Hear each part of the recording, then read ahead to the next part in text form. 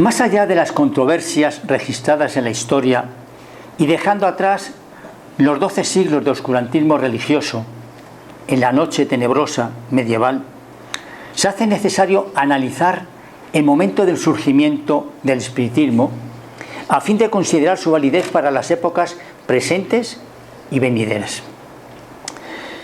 Comencemos por decir que la doctrina que enseñan hoy los espíritus no tiene nada de nuevo. Se encuentran fragmentos de ella en la mayor parte de los filósofos de la India, de Egipto y Grecia, y completa en la enseñanza de Cristo. ¿A qué viene pues el espiritismo? Pues el espiritismo viene a confirmar con nuevos testimonios, a demostrar con hechos verdades desconocidas o mal comprendidas y a restablecer en su verdadero sentido aquellas que han sido mal interpretadas o voluntariamente alteradas. Cierto es que el espiritismo no enseña nada nuevo, pero es poco probar de una manera patente e irrecusable la existencia del alma, la supervivencia al cuerpo físico, su individualidad después de la muerte, su inmortalidad, las penas y recompensas futuras. No es poco probar. No podemos negar que el hombre despertó con Voltaire y comenzó a pensar con Descartes. Hubo otros esforzados trabajadores que lucharon para clarificar la verdad. Aplastado el pensamiento crístico, la idea de la fraternidad resurgió incesantemente, impulsando siempre la evidencia. Misioneros de las doctrinas herméticas, filósofos y místicos de Oriente, así como la cultura grecorromana, encontraron en Jesús el libertador de la conciencia humana.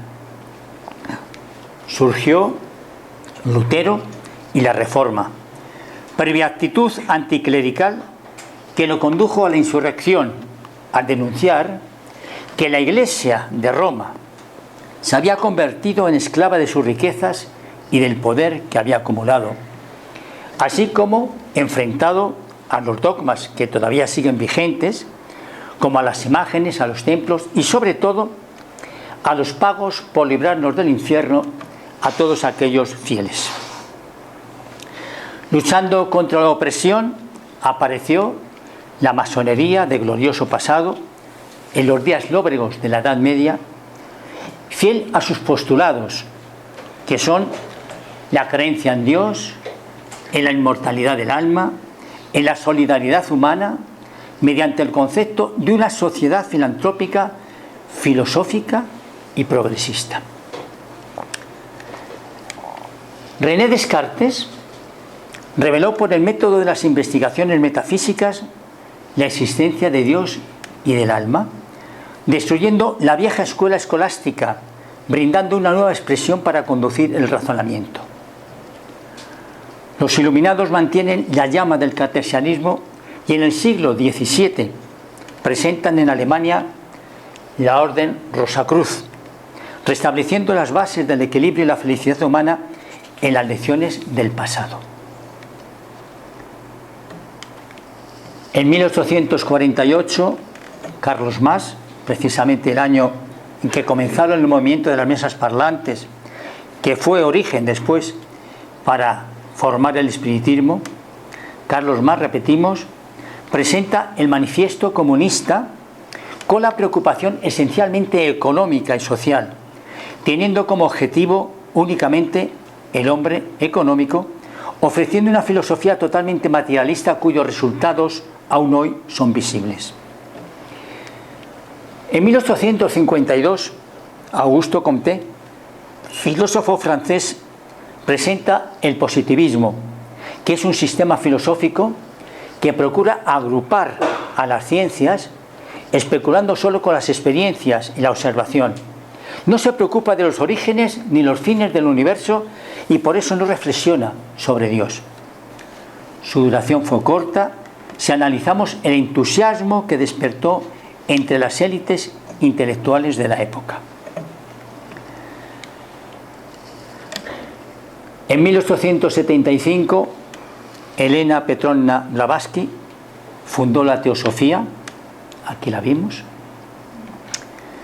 y promovió las antiguas doctrinas de la India, haciendo del humanismo el proceso de comunicación con la divinidad, hacia donde marcha el hombre hasta la unión plena y total.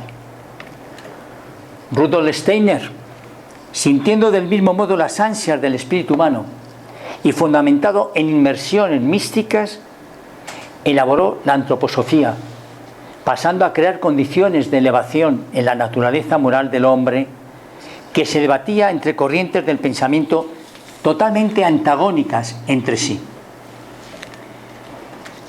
En el campo científico, el antagonismo no era menor, y eso venía produciéndose ya desde principios del siglo XIX. Veamos que en 1807, Juan Bautista Lamarck, al publicar su filosofía zoológica, dando lugar al transformismo, exponía en cierto modo la teoría de la evolución, y cuando aún aclaraba las modificaciones de los seres vivos, él no consiguió establecer el origen de la vida.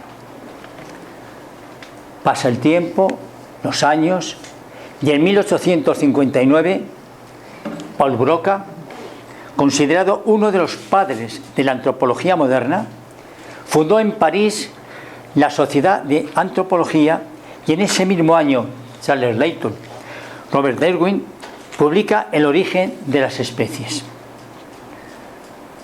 Y lo hace después de 25 años de preparación, obra esta que debió abrir una gran expectativa en el conocimiento científico, por cuanto la teoría de la evolución o evolucionismo estaba ya encaminada hacia el esclarecimiento de muchos puntos oscuros que existían sobre los orígenes del hombre, sobre el planeta que le sirve de cuna y de escuela.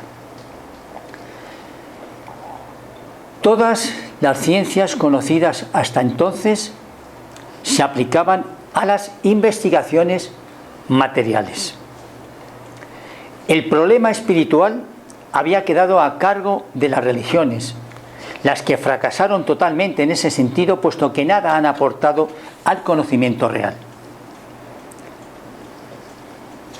La ciencia espírita vino entonces a suplir esa grave deficiencia cultural, mostrando la posibilidad de la investigación científica del campo espiritual.